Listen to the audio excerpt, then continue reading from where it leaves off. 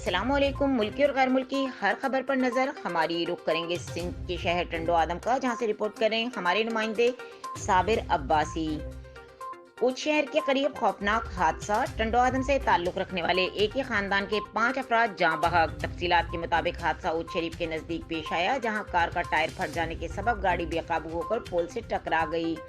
हादसे में एक कार सवार में एक ही खानदान के 5 अफराद जाँ बहक हो गए। जाँ बहक होने वालों में पंजाब रेंजर्स के DSR मुबशिर अली जैदी, इनकी बीवी, एक बेटी समेत 2 बेटे शामिल हैं।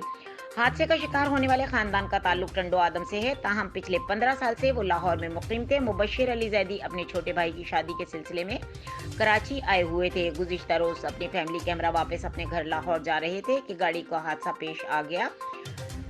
ज़राए के मुताबिक तमाम अफराद की तफ्तीश लाहौर ही में की जाएगी। मजीद खबरों और अपडेट के लिए देखते रहें के न्यूज़ चैनल इंटरनेशनल।